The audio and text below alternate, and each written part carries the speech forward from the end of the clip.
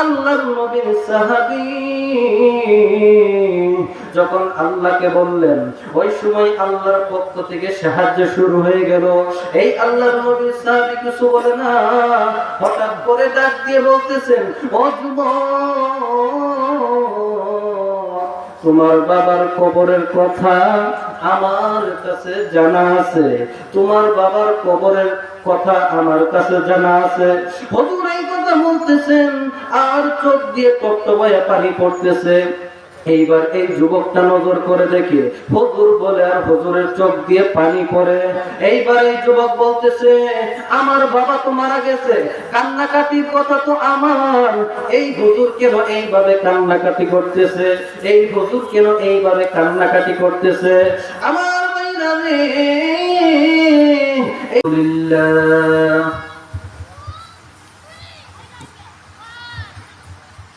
الحمد لله نحمده ونصلي على رسوله الكريم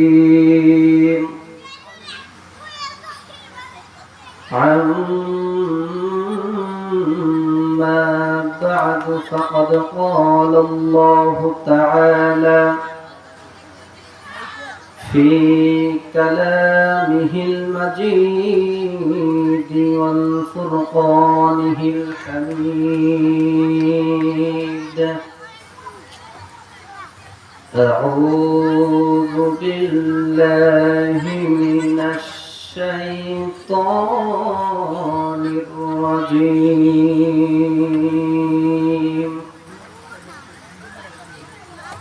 بسم الله الرحمن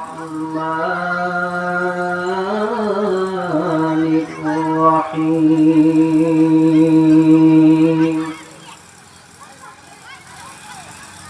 ومن يعش عن ذكر الرحمن نقيض له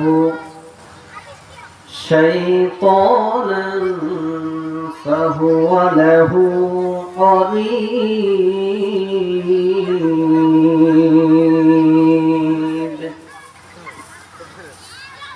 صدق الله مولانا العظيم وقال رسول الله صلى الله عليه وسلم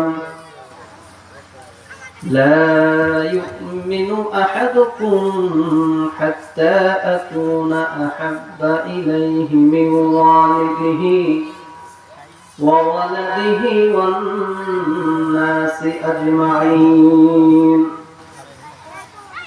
صدق الله مولانا العظيم وصدق رسوله النبي الكريم ونحن على ذلك من الشاهدين والشاكرين والحمد لله رب العالمين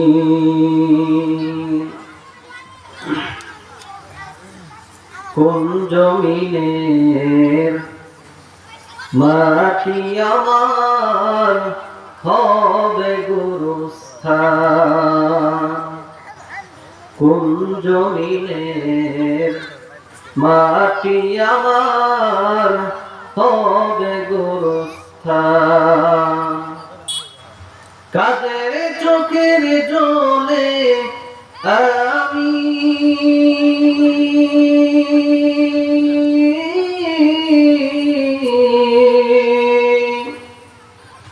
কাদের চোখের জলে আমি পাব পরিত্রাণ,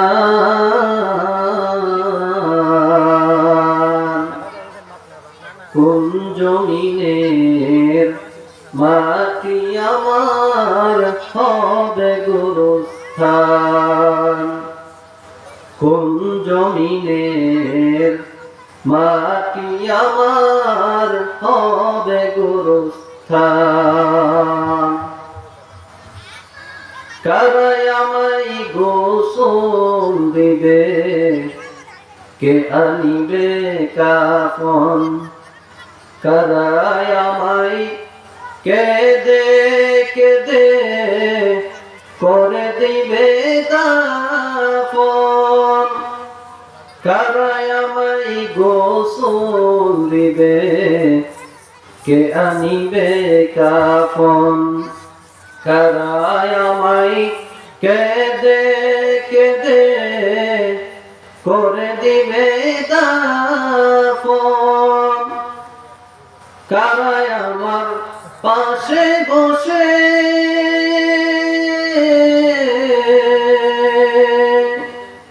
কারায় আমার পাশে বসে শোনাবে কুরআন,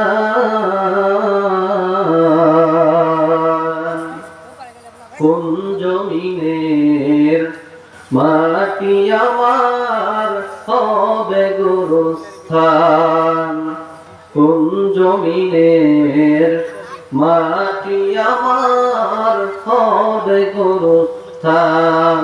সকলেই কালিমা পড়িলা ইলাহা ইল্লাল্লাহ, সকলে আগে আসি, আর কালিমা পড়িলা ইলাহা ইল্লাল্লাহ, লা ইলাহা লা ইলাহা ইল্লাল্লাহ, লা ইলাহা ইল্লাল্লাহ, লা ইলাহা লা ইলাহা ইল্লাল্লাহ মুহাম্মাদুর রাসূলুল্লাহ। সকলে দুরূদ শরীফ পড়ি। আল্লাহুম্মা সাল্লি আলা মুহাম্মাদ ওয়া আলা আলি মুহাম্মাদ কামা সাল্লাইতা আলা ইব্রাহিম ওয়া আলা আলি ইব্রাহিম ইন্নাকা হামিদুম মাজিদ। আল্লাহুম্মা বারিক আলা মুহাম্মাদ ওয়া আলা আলি মুহাম্মাদ كما باركت على إبراهيم وعلى آل إبراهيم إنك حميد مجيد। الحمد لله। বদরি বা দক্ষিণ পাড়া এলাকাবাসীর উদ্যোগে সকল মৃত ব্যক্তিদের রুহের মাগফিরাত কামনায় দোয়া ও মাহফিলের আজকের মাহফিলের সম্মানিত সভাপতি হাফেজ মাওলানা মোহাম্মদ রাসেল আহমদ সাহেব, ইমাম ও খতিব বদরি বা দক্ষিণ পাড়া কেন্দ্রীয় জামে মসজিদ। আজকের মাহফিলের সম্মানিত সহসভাপতি আমাদের সকলের সুপরিচিত হাফেজ মোহাম্মদ মজলুমিয়া সাহেব, ইমাম ও খতিব হাফেজ লতিফ জামে মসজিদ বদরি বা দক্ষিণ পাড়া।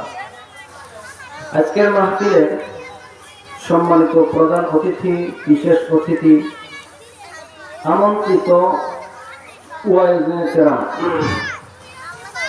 আল্লাহ পাকের দরবারে লাখো কোটি গুণ শুকরিয়া যে মহান রব্বে কারীম আল্লাহ পাকের পবিত্র কোরআনের মজলিসে বেহেশতের বাগানে আসা এবং বসার জন্য তৌফিক দান করেছেন।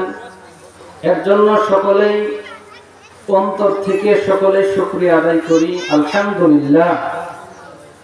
সেই বিশ্বনবীর উপর দুরূদ সালাম পেশ করি, যিনি ছিলেন মক্কাওয়ালা, মদিনাওয়ালা, কামলিওয়ালা, সাইয়্যিদুল মুরসালিন, খাতামান নাবিয়্যিন, রাহমাতাল লিল আলামিন, জনাব মুহাম্মদুর রাসূলুল্লাহ সাল্লাল্লাহু আলাইহি ওয়াসাল্লাম। তো আমার সময় অল্প, কথা বলবো অল্প। তো আমি এইখানে যতক্ষণ পর্যন্ত কথা বলবো আল্লাহ পাক যেন আমাকে দিনের জন্য কথা বলা এবং আপনাদেরকে আমলের নিয়তে শোনার তৌফিক দান করুক। সকলেই বলেন আমিন। আপনারা ভাবতেছেন মানুষ মনে হয় আসবে না, আসলে মানুষ আসবে। আল্লাহ যাদেরকে কবুল করবে তারাই মাহফিলে আসবে। কবুল করার জন্য একটা কপাল লাগে। কি লাগে? আমার দিকে একটু তাকাবেন যুবক ভাইরা, এখনো যারা দাঁড়াই আছে রাস্তাঘাটে, একটা দিন মাটির ভিতরে এসে বসে যায় মেহেরবানি করে। আমরা যদি ওয়াজ শুনতে আইসা যদি গুনার কাজ করি, তাহলে কি ভালো হলো না খারাপ হলো? খারাপ হলো। এই জায়গায় বসার জন্য একটা কপাল লাগবে, কপাল। মক্কার ভিতরে হাজারো মানুষ আছে, হাজারো কি আছিল? মানুষ আছিল। আল্লাহ রসুল যখন দাওয়াত দিছে, আল্লাহ রসুলের কথা শুনে আল্লাহ রসুলকে হাজার হাজার বার দেখার পরও কালিমা নসিব হয় নাই। তার নাম কি? আবু জাহাল। তার নাম কি? আবু জাহাল। আবার উমরের মতো একজন বান্দা আল্লাহ রসুলকেই শেষ করে দিব, মানে মেরে ফেলবো। তো আল্লাহ পাক তার কপাল, তার নসিব এত ভালো ছিল, আল্লাহ পাক উমরকে পছন্দ করে দুনিয়ার মধ্যে জান্নাতের টিকিট দিয়ে দিছে। বলেন সুবহানাল্লাহ। এর জন্য এটাই মন খারাপ করার কিছুই না। আল্লাহ পাক যাকে কবুল করবো সেই না আসতে পারবে। আহারে, আমরা তো আসতে পারছি। এই জায়গায় যতক্ষণ বসে থাকবো, বসে থেকে যদি কোনো কিছু না করি, কোনো কিছু না বলি, আল্লাহর পক্ষ থেকে আপনার উপর রহমত নাজিল হতে থাকবে। সুবহানাল্লাহ বলেন। তো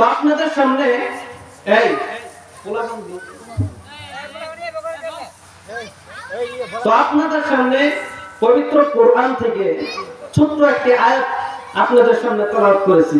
আল্লাহ পাক বলে, হে নবী, আমি আপনার উপরে যে জিকির নাযিল করেছি, যারা এই জিকিরের পক্ষ থাকবে, এই কোরআনের পক্ষে থাকবে, তারা হলো আমি আল্লাহর দল। আর যারা আমার এই জিকিরের পক্ষে থাকবে না, তারা হলো শয়তানের দল। তারা কিসের দল? শয়তানের দল। আমরা কি শয়তানের দল না আল্লাহর দল? আল্লাহর দল। দুনিয়ার মধ্যে এটাই দুইটা দল আছে, একটা জান্নাতি আর একটা জাহান্নামী। একটা কি? জান্নাতি আর একটা জাহান্নামী। কেউ কেউ গুনার কাজ করবে, কেউ কেউ নেকির কাজ করবে। এটা অস্বাভাবিক না, এটা স্বাভাবিক। এই জায়গায় আশ্চর্য হওয়ার কিছুই না। আজকে যদি এই মাহফিল না দিয়ে যদি গানের আয়োজন করতো, জায়গা দেওয়া যাইতো? জায়গা দেওয়া যাইতো না। জায়গা দেওয়া যাইতো না, তারা শুনতো, তারা তো আর মরবে না। তারা কি করবে না? মরবে না। এর জন্যই আল্লাহ পাক বলেন, দুনিয়ার ভিতরে দুইটা রাস্তা আছে। একটা হলো জান্নাতের রাস্তা, আর একটা হলো কিসের রাস্তা ভাই? জাহান্নামের রাস্তা।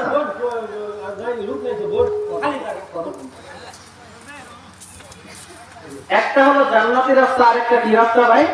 জাহান্নামের রাস্তা।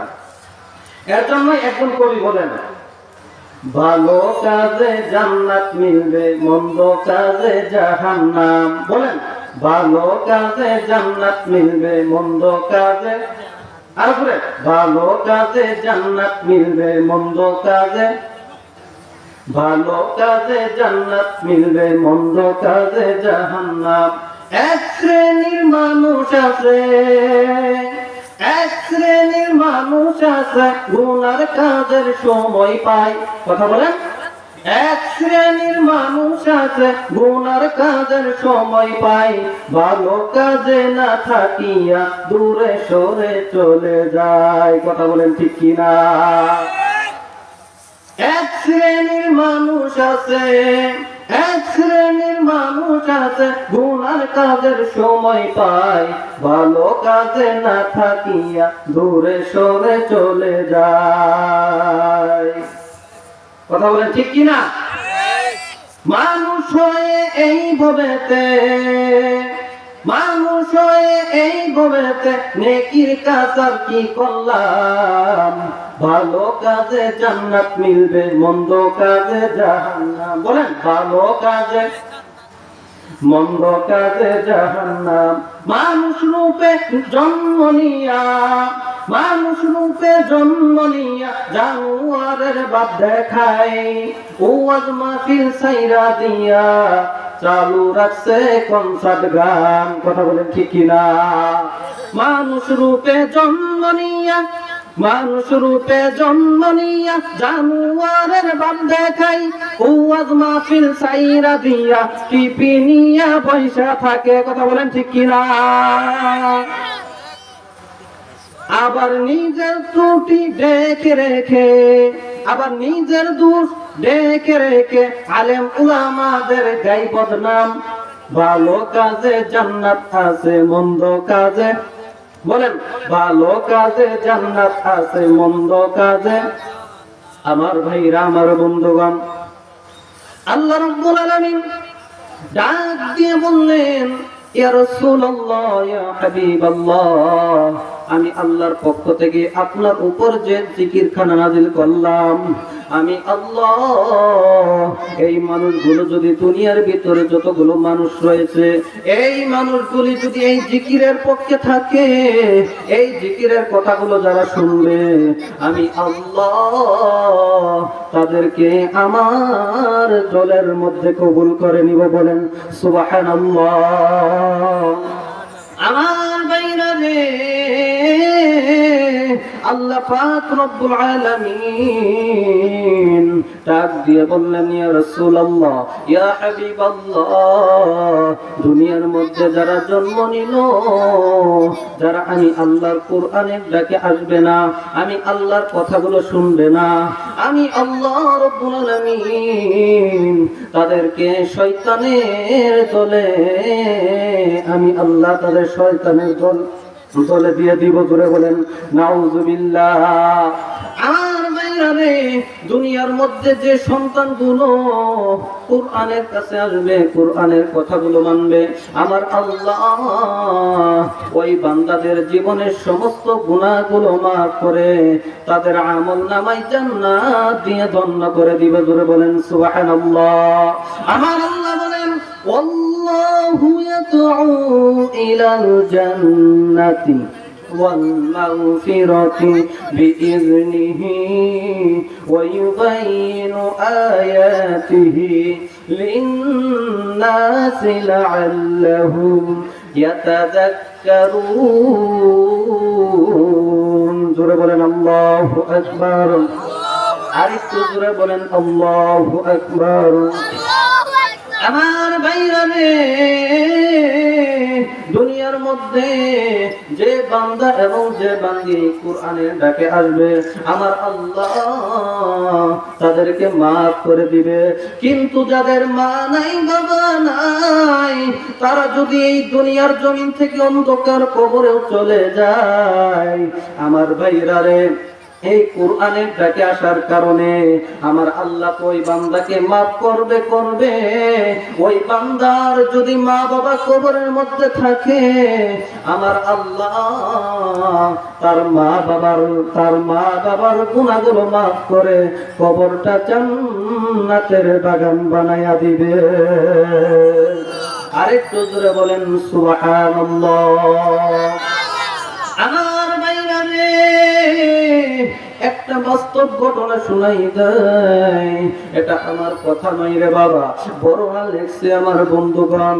আল্লাহর নবীর একজন সাহাবী ছিলেন, সাহাবীর নাম হলো হযরতে কাতাদা। সাহাবীর নাম কি? হযরতে কাতাদা রাদিয়াল্লাহু তাআলা আনহু। আমার ভাইরা রে, হঠাৎ করে একদিন ঘুমের মধ্যে চলে গেলেন। ঘুমের মধ্যে চলে যাওয়ার পর ঘুমের মধ্যে স্বপ্ন দেখতেছে, বিশাল বড় একটা কবরস্থান দেখা যায়। বিশাল বড় একটা কবরস্থান দেখা যায়। এই আল্লাহর নবীর সাহাবী হযরতে কাতাদা নজর করে দেখতেছে, সমস্ত কবরের মধ্যে কি জানি একটা আলো দেখা যায়, একটা নূর খালি কেমন জানি চমকাইতেছে। আল্লাহর নবীর সাহাবী কাতাদা নজর করে দেখে এই আলোটা ওই মৃত ব্যক্তিকে, ওই কবরবাসীদেরকে ওই আলোটা পথ দেখায়া জান্নাতের মধ্যে নিয়ে যাইতেছে। বলেন সুবহানাল্লাহ। আমার ভাইরা রে, আল্লাহর নবীর সাহাবী হযরতে কাতাদা যখন এইভাবে নজর করে দেখতেছে, হঠাৎ করে আবার নজর করে দেখতেছে সমস্ত কবরবাসীদেরকে যখন জান্নাতে নিয়ে যায়, একটা কবরের মধ্যে কোনো আলো নাই, একটা কবরের মধ্যে কেমন জানি কোনো নূর নাই। এইবার সাহাবী আগাইয়া গেলেন, ওই কবরের কাছে চলে গেলেন।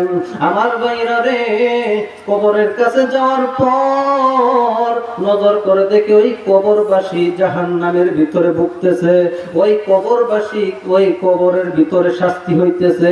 বিরাট বড় বড় সাপ দেখা যায়, আগুন দেখা যায়। এইবার এই আল্লাহ নবীর সাহাবী ডাক দিয়ে বলতেছে, কবরবাসী রে, সমস্ত কবরবাসীরা তো জান্নাতে চলে যাচ্ছে, তুমি কেন জান্নাতে যাইতে পারতেছো না? আমার মাইরা রে, লক্ষ্য করেন, আল্লাহ লক্ষ্য করে শুনেন, কি কথাটা বলে দেখেন কিভাবে আমার আল্লাহ যারা কোরআনের পথে থাকে, যারা জিকিরের পথে থাকে, আমার আল্লাহ শুধু তাদেরকে মাফ করে না,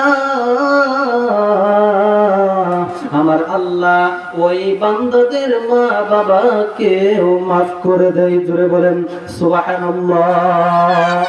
আমার মাইয়া রে, এইবার ওই কবরবাসী ডাক দিয়ে বলতেছেন, ও আল্লাহর নবীর সাহাবী, আমি যখন এই কবরের মধ্যে চলে আসছি, আমার যখন জিন্দেগির হায়াত শেষ হয়ে গেছে, ওই সময় আমাকে এই কবরের মধ্যে যখন দাফন করে দিয়েছে, আমার আল্লাহ আমাকে মাফ করে দিয়েছিলেন। কিন্তু আমি যখন দুনিয়ার থেকে কবরের মধ্যে চলে আসছি, দুনিয়ার মধ্যে আমার একটা সন্তান রেখে আসছিলাম। ওই সন্তানটা ছোট ছিল, কিন্তু এখন ওই সন্তানটা অনেক বড় হয়ে গেছে। হুজুর, ওই সন্তানটা বড় হওয়ার পর নেকের কাজ করে না, ওই সন্তানটা গুনার কাজ করা শুরু করে দিছে, নানান রকমের মদের আড্ডার মধ্যে চলে গেছে। আমার ভাইরা রে, গান বাজনার মধ্যে চলে গেছে। যখন আমার ওই সন্তানটা গুনার মধ্যে লিপ্ত হয়ে গেছে, আমার কবরের মধ্যে যে জান্নাতের পোশাক ছিল, আমার কবরের মধ্যে যে জান্নাতি পোশাক ছিল, আমার কবর যে জান্নাতের বাগান ছিল, দুনিয়ার মধ্যে আমার সন্তান গুনাহ করার কারণে আমার আল্লাহ ওই সন্তানকে ওসিলা করে, আমার ওই সন্তান গুনার কাজে থাকার কারণে আমার আল্লাহ আমার কবরের মধ্যে জান্নাতের বালাখানা উঠায়া জাহান্নামের গর্তে পরিণত করছে। জোরে বলেন নাউজুবিল্লাহ। আমার ভাইরা রে, এইবার আল্লাহর নবীর সাহাবী হযরতে কাতাদা ডাক দিয়ে বলতেছেন, এইরকম ঘটনা। এইবার এইরকম করতে করতে ওই কবরবাসী আল্লাহর নবীর হাতটা ধরে বলতেছেন, হুজুর, আমার পক্ষ থেকে মেহেরবানি করে আমার সন্তানকে যে বলবেন, আমার কবরের হালতটা আমার সন্তানকে যে বলবেন। আমার ভাইয়া, লম্বা ঘটনা। এইবার আল্লাহর নবীর সাহাবী এই স্বপ্ন দেখতে দেখতে হঠাৎ করে ঘুম ভাঙিয়ে গেছে, হঠাৎ করে ফজরের আযান হয়ে গেছে। এইবার আল্লাহর নবীর সাহাবী এইরকম স্বপ্ন দেখার পরে অস্থির হয়ে গেছে। এইরকম স্বপ্ন দেখার পর তার শরীর থেকে ঘাম ঝরতেছে। এইবার আল্লাহর নবীর সাহাবী ফজরের নামাজে চলে গেলেন, ফজরের নামাজ পড়লেন। ফজরের নামাজ পড়ার পর এইবার এই মৃত ব্যক্তির বাড়ির ঠিকানা নিয়ে চলে গেলেন। আমার ভাইরা রে, এইবার এই মৃত ব্যক্তির বাড়িতে যখন চলে গেলেন, চলে যাওয়ার পর ডাক দিয়ে বলতেছেন, বাড়িওয়ালা ভাই, কেউ আসনি? বাড়ির মধ্যে কেউ আসনি? হঠাৎ করে আল্লাহর নবীর সাহাবী তাকায়া দেখে ছোট্ট একটা বাচ্চা এসে হাজির হয়ে গেছে। ডাক দিয়ে বলতেছেন, হুজুর, এই বাড়ির মধ্যে মানুষ আছে কিন্তু এখন নাই, এই বাড়ির মধ্যে মানুষ আছে কিন্তু এখন নাই। আল্লাহর নবী সাহাবী ওই মৃত্যু ব্যক্তির কথা বললেন, নাম বললেন। এবার বললেন ওই লোকটার তুমি কি হও? বলে আমি নাতি হই, আমার ওই লোকটার দাদা হয়েছে, কিন্তু আমার দাদা এই দুনিয়ার জমিন থেকে চলে গেছে। এইবার এই আল্লাহর নবীর সাহাবী ডাক দিয়ে বলতেছেন, ও বাবু, ও বাচ্চা, তোমার বাবা এই জায়গায় কখন আসে? তোমাদের বাড়িতে কখন তোমার বাবা আসে? ডাক দিয়ে বলতেছেন, হুজুর, আমার বাবা একজন পাপী বান্দা, একজন গুনাহগার, একজন অপরাধী, তেমন কোনো আমল করে না, কিন্তু গুনার কাজ করে। আমার বাবার ব্যবহার তেমন ভালো না, হুজুর আপনি চলে যান। কিন্তু হুজুর বলতেছেন, না না, আমি চলে যাব না, কারণ আমি ঘুমের মধ্যে স্বপ্ন দেখেছি, এই স্বপ্নের কথাটা তোমার বাবাকে আমার বলতেই হবে। ডাক দিয়ে বলতেছেন, তোমার বাবা কখন আসবেন? বলে, হুজুর অনেক রাত্রে আমার বাবা মদ পান করার পর মাতাল অবস্থায় আমার বাড়িতে আসে। এইবার হুজুর, আমার বন্ধুগণ, অনেক লম্বা ঘটনা। আল্লাহর নবীর সাহাবী হযরতে কাতাদা আমার বাইরে ওই সময় করে ওই সময়ের ভিতরেই তার বাড়িতে চলে গেলেন। চলে যাওয়ার পর হঠাৎ করে নজর করে দেখতেছে ওই মাতাল ব্যক্তিটা, ওই যুবকটা কেমন জানি মাতলামি করতে করতে বাড়িতে আসে। ডাক দিয়ে বলতেছেন, আল্লাহ, তোমার এই গোলামটাকে আমি কেমন করে বলি যে অবস্থা তো ভালো না। ডাক দিয়ে বলতেছেন, ও যুবক শুনছনি? এই যুবক ডাক দিয়ে বলতেছেন, হুজুর চলে যান, আপনার সাথে আমার কোনো কথা নাই। এইবার আল্লাহর নবীর সাহাবী বিপদে পড়ে গেলেন। আল্লাহর নবীর সাহাবী ডাক দিয়ে বলতেছেন, আল্লাহ গো, আমি তো তোমার এক বান্দার সাথে আমি ওয়াদা দিয়ে ফেলেছি, কিন্তু এই যুবক তো আমার কথা কোনোভাবেই শুনতেছে না। ও মাওলা, আসমান থেকে সাহায্য পাঠাও, আসমান থেকে যদি সাহায্য পাঠাইতে পারো তাহলে আমি আপনার এই বান্দাকে বলতে পারবো। আওয়াজ করে বলেন তো সাহায্যের মালিককে। আর একটু জোরে বলেন, সাহায্যের মালিককে। আমার ভাইরা রে, এইবার আল্লাহর নবীর সাহাবী যখন আল্লাহকে বললেন, ওই সময় আল্লাহর পক্ষ থেকে সাহায্য শুরু হয়ে গেল। এই আল্লাহর নবীর সাহাবী কিছু বলে না, হঠাৎ করে ডাক দিয়ে বলতেছেন, ও যুবক,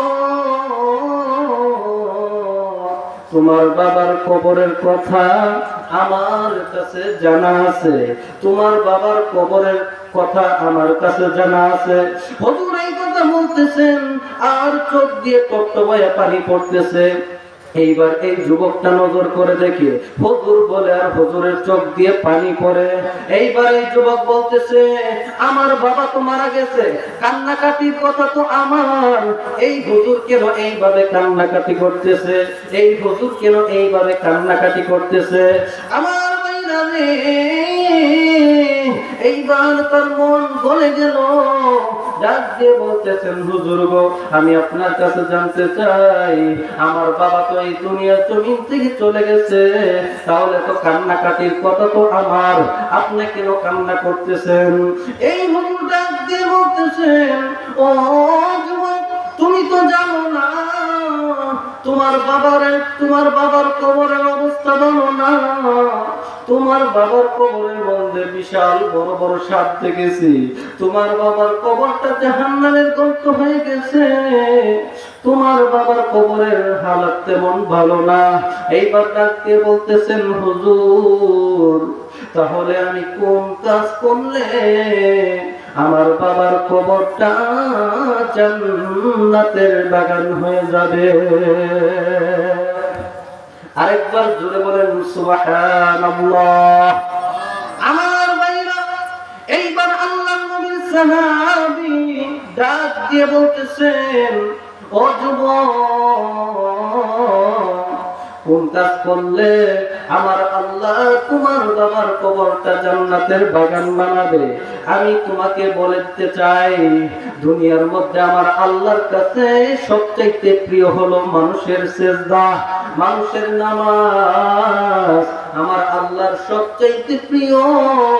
ও যুবক, দেরি কইরো না, তোমার বাবার কবরটা যদি জান্নাত বানাইতে চাও, তাহলে দুনিয়ার মধ্যে যত রকমের গুনাহ করেছো, যত রকমের মদ খেয়েছো, যত রকমের পাপ করেছো, ইচ্ছায় অনিচ্ছায় গোপনে প্রকাশে যত রকমের গুনাহ করেছো, সমস্ত গুনাহ থেকে তওবা করে আমার আল্লাহর কুদরতি পেয়ে সিজদা দিয়ে দাও। আমার আল্লাহ এই সিজদা দেওয়ার উসিলায় তোমার বাবার কবর জান্নাতের বাগান বানায়া দিবে। আরেকবার জোরে বলেন সুবহানাল্লাহ। আমার ভাইরা, এইবার এই যুবক আর দেরি না করিয়া সঙ্গে সঙ্গে বাড়িতে যায়, সুন্দর করে পবিত্রতা অর্জন করে এই আল্লাহর বান্দা দেরি আর না করিয়া এইবার সিজদার ভিতরে পড়ে যায়, কান্দে। আল্লাহ, জীবনে থাকা অবস্থায় অনেক গুনাহ করেছি, শয়তানের ধোঁকায় পড়ে। ও আল্লাহ গো, আমি আর গুনাহ করব না, খাস নিয়তে তওবা করতেছি। আমার আল্লাহ এই তওবা যখন এই যুবক যখন তওবা করেছে, আমার আল্লাহ সাথে সাথে কবরটাকে জান্নাতের বাগান বানাইয়া দিছে। ভালো কাজে জান্নাত মিলবে, মন্দ কাজে জাহান্নাম। বলেন, ভালো কাজে মন্দ কাজে জাহান্নাম, ভালো কাজে জান্নাত মিলবে, মন্দ কাজে। এক শ্রেণীর মানুষ আছে, এক শ্রেণীর মানুষ আছে গুনার কাজের সময় পায়। কথা বলেন, ঠিক কিনা বলেন? আজকের এই মাহফিল আপনারা খুশি না বেজার? আপনারা আছেন খুশি।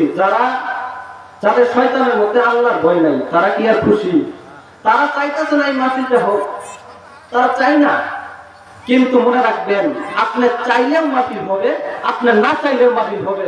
আমার আল্লাহ বলে, যে কাজের ভিতরে আমি আল্লাহ আছি, দুনিয়ার সমস্ত মানুষ একত্রিত হয়েও যদি সে কাজটা নিভাইতে চায়, আমি আল্লাহ যদি এই কাজের ভিতরে থাকি, কোনো মানুষ ওই কাজটাকে ঠেকাইতে পারবে না। কথা বলেন, ঠিক কিনা?